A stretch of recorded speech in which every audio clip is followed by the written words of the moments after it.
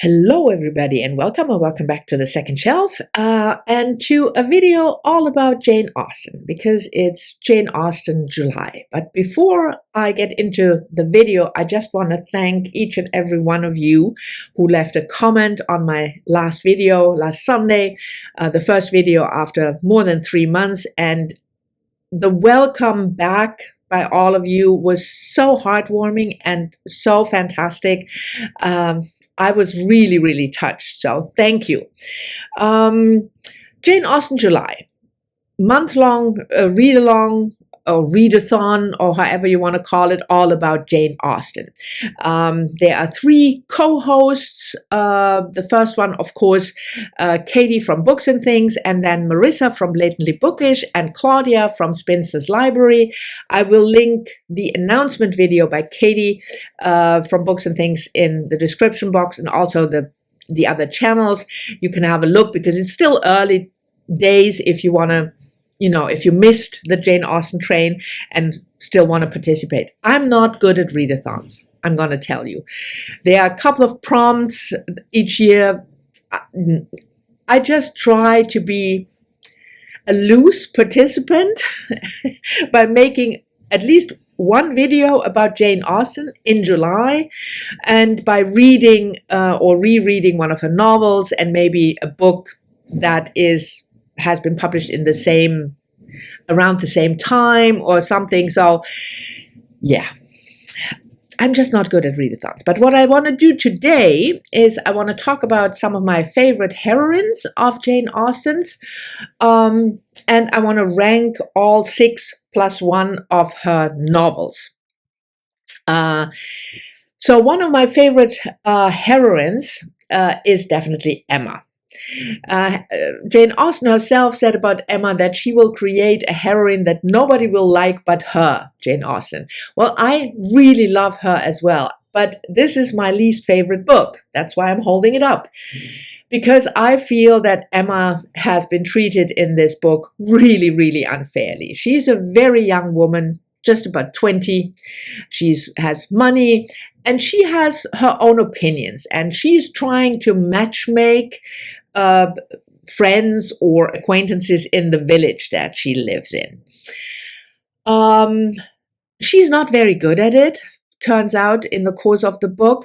But what I really dislike is the way that she is a young woman who is trying to have her own opinion, and she is just curtailed by the hero of the book, Mr. What's his face, Mr. Knightley, who is just mansplaining life to her all through the book.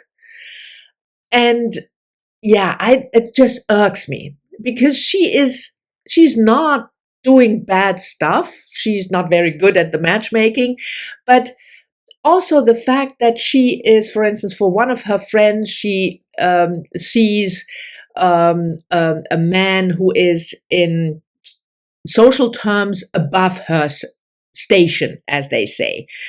Well, that's not done, and Mr. Knightley explains why this is bad, and the young woman should go for the farmer boy who is really nice and it's more of her station. Well, bloody hell no. Why shouldn't Harriet marry up? And why shouldn't Emma, be a self-sufficient, not self-centered. She's always described as self-centered, but she just has her own opinion. So I really like her, but I don't like the book.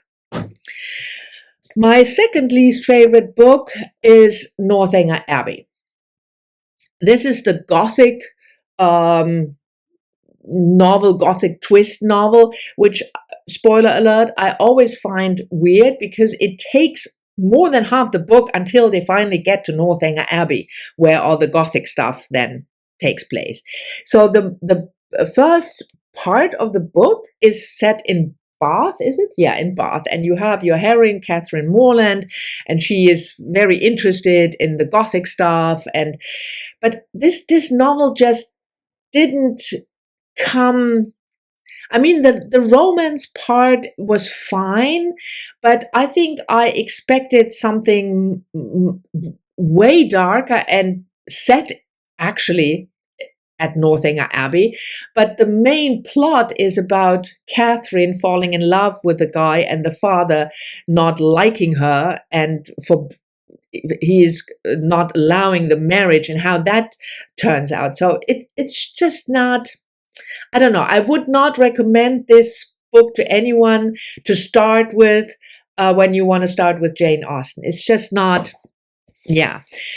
And then my two next books. So we are now in 1, 2, 3, and number. If I have 7, so we have 7, 6, and then 5 and 4, more or less in the same place are those two. Sense and Sensibility and Pride and Prejudice. Sense and Sensibility, I think those are probably the most loved of her books, and Sense and Sensibility was the first one published in 1811, and then Pride and Prejudice just 2 years after. And I mean, I like, when it comes to Sense and Sensibility, the sisters. I do like the romance aspect of it. What's his face, Willoughby, the dashy guy who is in love, or the younger of the two sisters, Marian, is in love with him, and you have Eleanor, the more reserved older sister, and she also falls in love, but there's a twist to it that makes her really unhappy. But I mean, I like them, those two books, but I'm not so much in love of them. The romance aspect is, I think, just too prevalent. I do like this one maybe a little bit better, because I find the heroine, Elizabeth Bennet, more interesting. She is one of a whole bunch of daughters who has to get married. So Mr. and Mrs., especially Mrs. Bennet, has to find matches, which is not as difficult for the oldest daughter Jane, because she's very beautiful and very amiable. Elizabeth Bennet is more like, she has her own head. But it's just, it means not bad books in any way, but it's just not, they're just not my favorite. So these two, I like the screen adaptations, all of them, and I watched those with a lot of pleasure and repeatedly, but I'm not so much inclined to return to any of those two books. But who knows? Maybe I'll change. So now we have 1, 2, 3, 4, 5. We count down from 7, don't we? 7, 6, 5, 4, 3. So no, in number 3, I'm off with the math today. But in number 3, we have Mansfield Park. This was one of the later books. Let me just check the 1814. Well, later. I mean, she didn't live that long to have later books. But Mansfield Park was published in 1814. And Fanny Price is also one of my more beloved heroines, because she's a goody-good girl, a goody-good woman. And normally I'm not into that type of woman. So she is the very poor relation of the people who own and live in Mansfield Park. And she has tons of sisters and siblings, and she is sent off at a very young age to live at Mansfield Park because, first of all, her family doesn't have any money, and second of all, she might have more prospect, especially for marriage, if she lives at Mansfield Park. And of course, there is a love interest, Edmund, the son. What I do like in this book is the atmosphere of that household and how people are treating each other or mistreating each other. And Fanny Price is so desperately trying to keep it together in this household, especially when the father goes off on a longer journey and the children are, running wild. Well, wild for the 1900s, the early, the 1800s, the early 19th century. But yeah, I just like her personality, and she is very much centered within herself. And I like that, even though the goody good character is normally not my favorite. But I do like Mansfield Park. And in number 2 is the last of the official 6 novels, and that is Persuasion. It was also the last published of the official 6. In when was it published? 1817. And Anne Elliot is the third of the heroines that I really love. Probably because also she is an older heroine. I mean, older. Again, in the 1800s, she's a spinster because she is 25 plus. And she had a marriage proposal from Captain Wentworth when she was young, 6, 7 years ago, 8 years ago, but was persuaded by her family, by a good family friend, Lady Russell, who is kind of the mother figure because Anne Elliot's mother died when she was a young girl. So Lady Russell said, no, don't do that. He is poor. There is no prospect. You shouldn't do it. So Anne Elliot, against her own emotions and feeling, listened to Lady Russell and turned Captain Wentworth down. The book then opens when Captain Wentworth comes back all those years later, so 7, 8 years later, and now he is quite rich, and she still loves him, but he shows no interest in her. And then, it's a romance book, so of course they will find each other in the end. But what I do like here again is it's not your typical romantic setting, I would say. And I do like Anne. She is in some ways comparable maybe to Fanny Price because she's the quiet one. Nobody really cares about her. Her older sister runs the household and has the say. The younger sister is married and is always demanding something because she's not feeling well. And Anne is your middle child who is just quiet. She's definitely the most intelligent, but nobody realizes it. So I think I feel for her. That's probably one of the reasons that I really like this heroine, but also the way that Jane Austen describes her.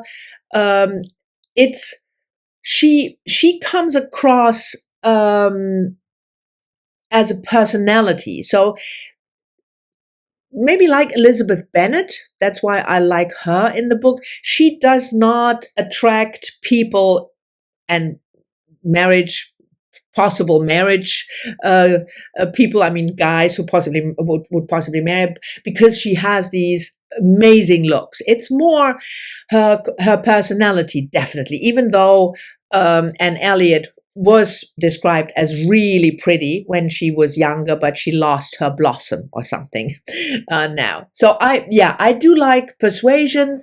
That is also probably the book that I will reread now in July. It's not a big commitment. That also helps because, sitting and everything. But I had physical therapy last week. And even though I'm bruised all over from the deep tissue massage that the guy gave me, but it definitely did help for my back. So I will go back today. Not today, I'm sorry. I will go back next week. And because today is Sunday. So, but anyway, Persuasion. So those are the 6 official ones. But then my absolute favorite is a novel that doesn't count in the 6 official novels, but it's Lady Susan. This one was published way, way later than Jane Austen lived. It was published in 1871. It was probably written in the late 1790s. And there are 3 unfinished, there's 2 other unfinished books in this. So Lady Susan is really short. It's 100 pages. So it's more a novella. But still, if you have never read Lady Susan, you're missing out. It's an epistolary novel, and Lady Susan is our main character. She's a widow in her mid-30s, 36. She has an unmarried daughter, Frederica, who is 16. And Lady Susan is a character. She is not nice. She doesn't like her daughter. She wants to marry her off as soon as possible with somebody rich. Whether Frederica likes the guy or not really is no concern of our Lady Susan.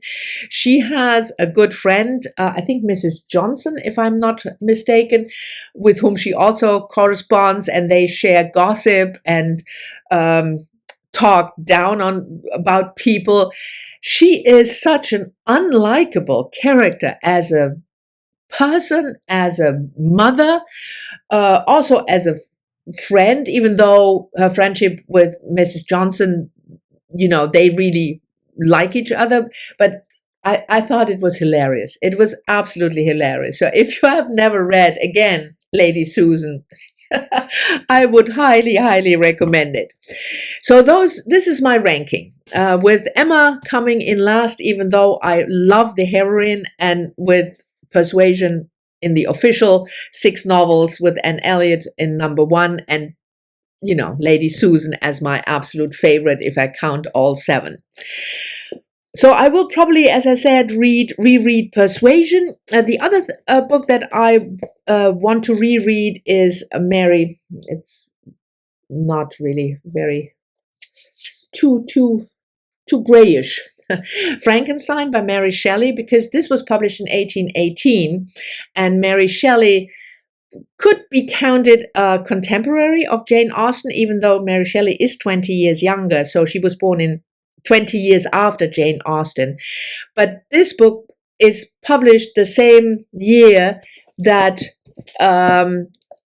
Jane Austen's last book, even though posthumously, was published. And they could not be more different. I mean, this obviously is about Victor Frankenstein creating this monster, and it's a Gothic book, and it asks all kinds of questions about life and humanity.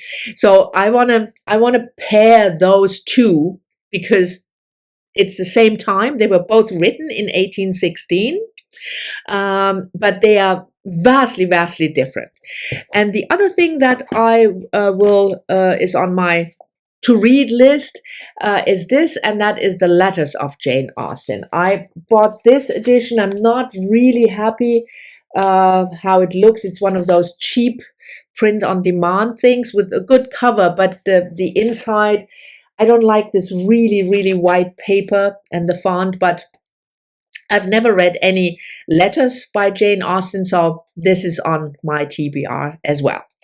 Anyway, this is my Jane Austen July video. Thank you very much for watching. I hope you've enjoyed it. Let me know whether you participate in Jane Austen July. Looking forward to your comments as always, and I will see you soon in the next one, next Sunday.